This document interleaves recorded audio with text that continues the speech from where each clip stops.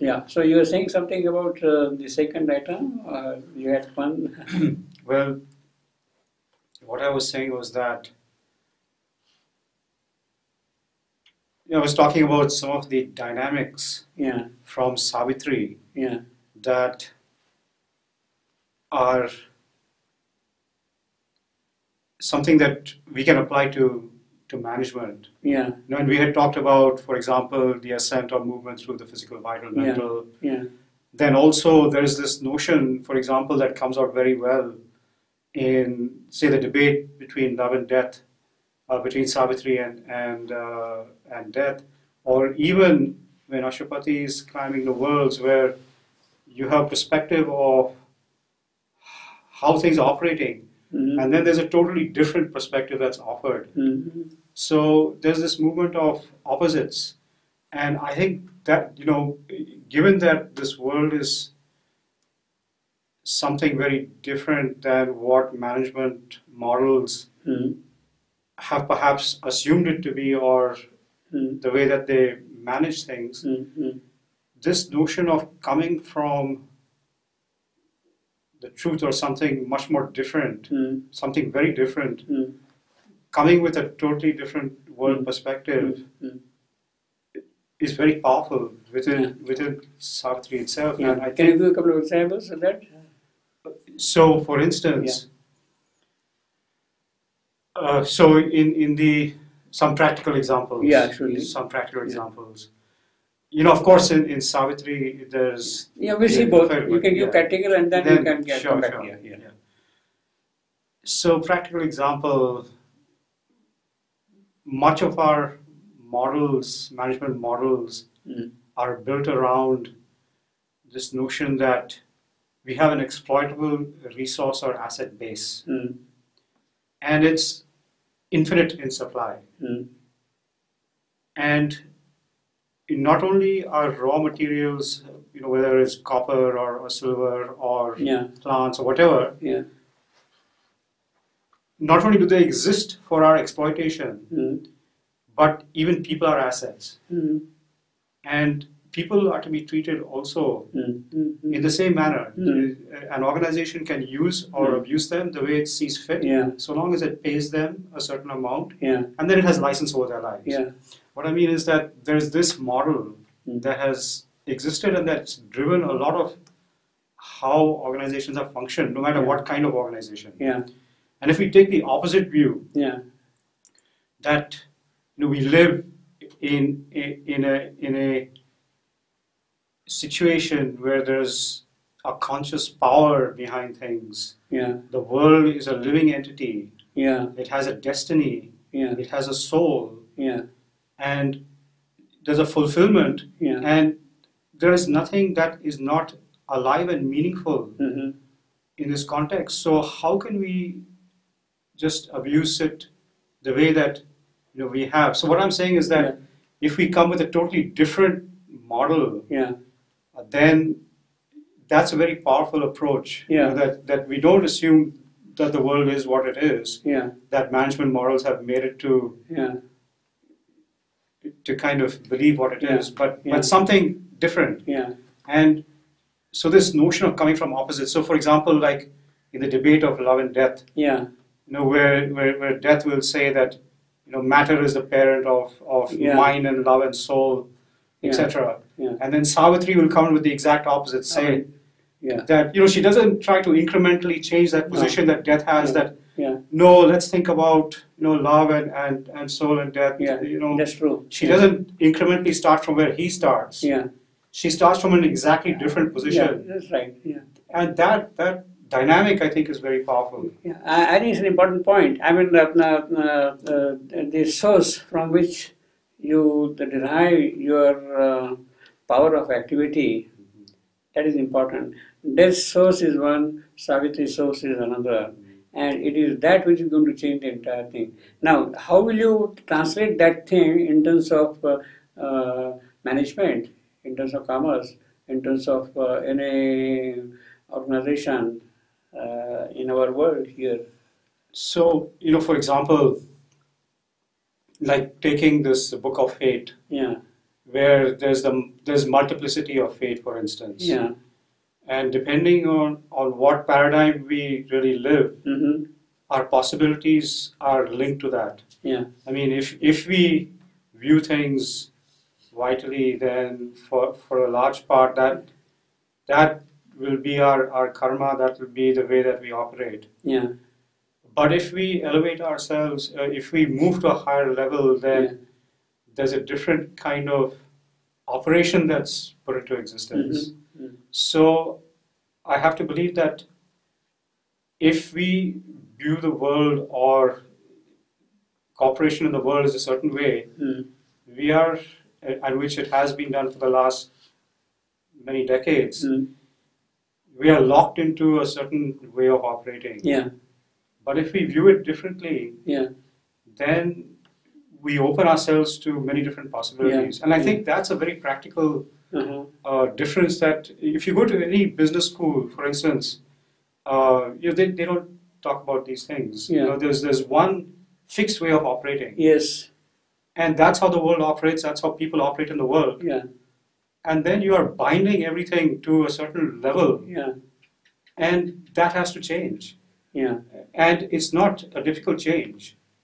I think it's a change that perhaps you will see sooner rather than later. But this notion, as you were saying, with the source of inspiration, and again, this multiplicity of fate, we can create much greater possibilities by just re-envisioning or rethinking what it is that we're operating in. No, I'm again haunted by the same old thing. I would like to really know to what extent you will really keep the CEO, the President, the Prime Minister, or whomsoever you're going, away from the organization. In what way you would keep him away from that? And things should happen from the setup itself, from the organization itself, and grow up from there. In other words, I would even say that it is the dynamism of the organization. We should throw up a leader, a CEO. It is not that the CEO establishes a factory or an organization, but it is some organization which really brings out a CEO.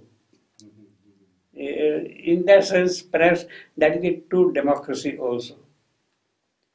It is a true democracy also. And when there is that kind of a constant participation from the individuals in the organization, then the person at the top, he becomes one of them. He has a different vision, different perspective, different ideal in front of him, which is also a part of the organization. And everybody accepts that. Not that he is a boss, but he comes out with some brilliant idea. And then people really collaborate and promote the activity in a very harmonious manner. Now, do you think that such a kind of a thing can happen in the near future? I think so, and I'll say why. Because if we look at, for instance, going back to these phenomena, the internet phenomena, like whether it's of Google or if it's Facebook, or a number of others, what we've seen in the last 10 years is people arising and becoming powerful on the world scene, and who didn't exist before 10 years ago. They didn't exist. No. I mean, no. The CEO of Facebook, for instance, he is a powerful person in many different practical ways. And so this is the notion. I think perhaps it's the same thing you're talking about, where there's something organic that's created, that as a result of that, it creates a leader. And then that has a different result in the way things operate. Perhaps it is more enduring, more evolutionary, more progressive than a CEO from the top creating an organization and running the show. You see, the moment the CEO is gone, then there is a likelihood of that organization disintegrating and collapsing. which may not happen when the living body of the organization itself is participating at every moment. Is that true? Yes. But is that happening? Is that happening? No, probably not. I mean, there are a few examples. Yeah. Which the ones I'm familiar with are in the internet space. That's right. But certainly the larger organizations that I've worked with and that I've been part of, that definitely does not exist. It is hierarchical. It is top down. It's the bubbling up from below is not really a common phenomenon at all. So it may be happening in certain spaces like the internet space, but I wouldn't say it's happening in other industries, and certainly the large established ones. If I think of oil and gas. See, there's a phrase in Savitri which says, "I want to expand my wealth." Expand my wealth. Wealth, a noble spirit. I want to expand my wealth. That is very desirable, which is very positive. You're not shunning the riches, the abundances, the possibilities of expression, the opportunities. Wealth is after all what?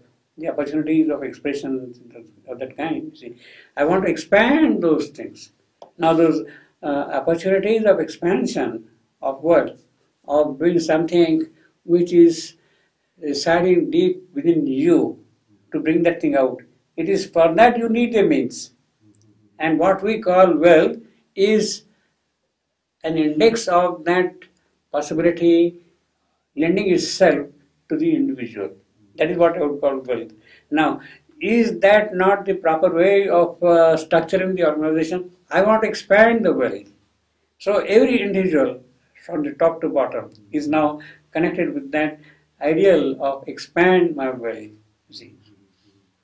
Yeah, I think that certainly is something that perhaps we move to. I think it's absolutely it's a necessary thing. Riches of time. See, that is another phrase. Riches of time. I want to live in the riches of time. So the ideal of Savitri is not abundance of opportunity. Wealth is a means of doing certain things in a certain manner. That is what it is, you see. Not to satisfy your vital, your physical and mental, and that kind of a thing. It is something which is providing you scope for doing things which are dormant in you. That is what the wealth means. So riches of time would mean that. The well, I want to expand well would mean that. Now, the futuristic organizations should be of that kind. The organizations like what you have just named, Google or Internet or whatever, do they have that kind of a perspective that they would like to expand their wealth, they would like to expand their riches in time? Yeah. Well, there's I know a practice that happens at Google, and that is to give a person one day a week to experiment with whatever they want to do. Okay, I see. Which I think is a very interesting and perhaps begins to approach something of this nature, because they have the resources available and they can create whatever they want. They can implement whatever they want. And they have that time to it's their time. And so I think that's a very it's a very powerful practice. And so it means that Savitri is working indirectly in some of the organizations which are open-minded, with open spirit, open heart, or whatever you want to call them, and they indirectly receive inspiration or guidance or light or whatever you call it, and then they do things along those lines. Was there any special training of those people who are involved in that? Oh, is there a special training for that? I don't know for sure. So you mean on how to use that 20% time and so on? I'm not exactly, I'm not so familiar. No, what I'm saying is suppose you want to put it loosely, very crudely also, can you duplicate that model? Can you multiply that model? Oh, I see. From that point of view, I'm asking. Is it possible to multiply the, say, Google model which you are praising? Yes. Yeah, of course. I think. How do you multiply that? How? By what mechanism? Well, I think that what needs to be done is that the organization, any organization, would need to rethink its business model so that its secure financial or revenues are coming from that 80% of the time. So they restructure how they do business so that that 80% provides exactly what they need. And then the 20% is kind of a free play. It's no matter which field you're in, but you are free to do exactly what you want. That's right. So long as you're furthering the mission of the organization. Because the management thinks that there will be always favorable fallouts in one way or the other. Perhaps in the most unexpected way. The fallouts will definitely come. So you allow the freedom and let things happen that way. Yes. So that is possible. But is it an enlightened way of looking at things, or it is a practical way of looking at things? I see what you're saying. I don't honestly know. I mean, I would. My bias would be that it's perhaps a practical way and may not be an enlightened way. Yes. So, what's the degree that people may have really opened to this inspiration? That's right. Of Savitri? That's the point. I'm not certain of that. How do you ensure that? How do you ensure that? And for that, of course, management models, the way organizations run, need to be changed along some of these lines that we are talking about. And other dynamics, whether it's of receding into the silence and that being perfectly fine, and allowing it to happen in the workplace, or aspiring for something, or if one is so inclined to call a greater power or offer one's work to a greater power. I mean, these things, in some sense, perhaps can be integrated in. Not forcing it, but if it's natural for an organization to do it, then that may open the organization more to the kind of inspiration that you're talking about. I mean, the risk, of course, is that things become ritualistic. So, in that sense, I mean, of course, there is the bubbling up, which is really important, but at the same time, also what it means is that the CEO or the central figure has to sanction that kind of thing, has to allow it, and allow the culture to develop along those lines. So this person needs to be open to it at least. But in fact that is what a true or futuristic organization would strive for, or would at least envision, if it is that inspiration behind it, you see. On the practical level, we don't know how long it will remain sustained or how it will function and all that thing. Because the world as it is, we have to accept that thing and get through that thing also. See, let me ask another question. In the context of I will take the basis of the Gita. See, I mean, this model, let me create wealth, let me be rich, which is a very noble ideal. Rich in the proper sense, wealth in the proper sense, not grabbing coins, but the scope for work, the opportunities, the creation of constant opportunity of expressing the creative spirit of man. That is what wealth is for, you see.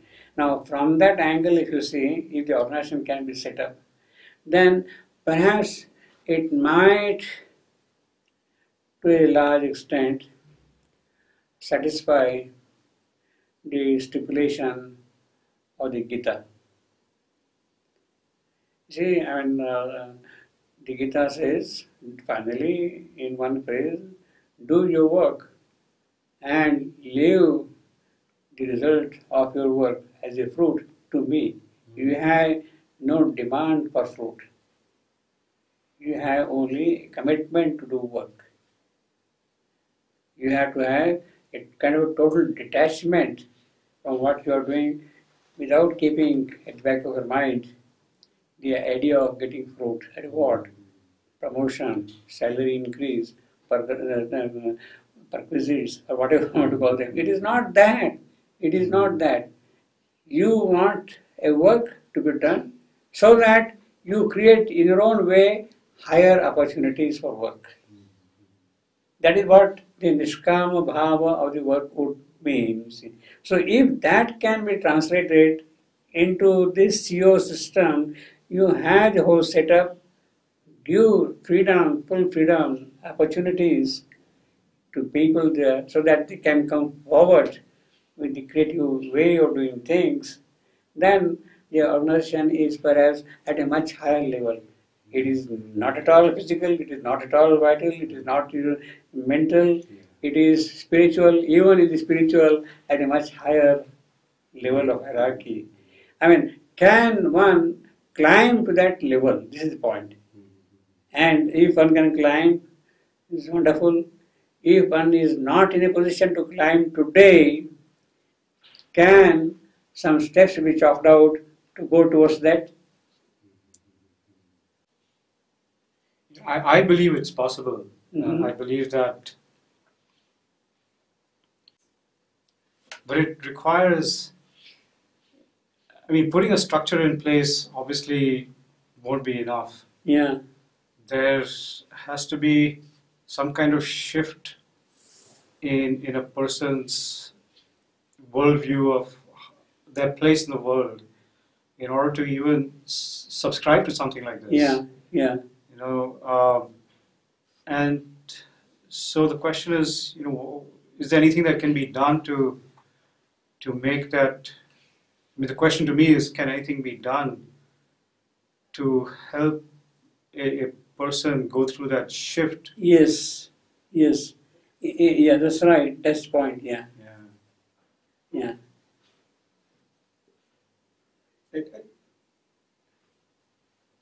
You know, part of the answer, I believe, is, and I say it's part only, is one of the things that we had talked about earlier, is creating a structure, an organization structure, where a person can be who they are. You know, not doing things because out of habit or what is expected of them, but being free to experiment with what's possible for them. And to me, that kind of opens out somebody to a different set of dynamics. Yes. And perhaps then it might be easier to approach the model that you're suggesting, where people can work. Because once a person has experienced, say, what it feels like to really explore knowledge, if they're, or to really give service, or to really explore new avenues. I mean, they've been touched by something else then. That's right, You know, then I think it would be possible to move to that level. To that higher level. To that higher level. But I don't think we can, I mean, there has to be, as you were saying, what do you do as some intermediate steps to get there? And so it's this thing of allowing a person to experience something that is not driven by the rewards that they're getting, the monetary rewards. It's a different kind of reward. And that opens things up.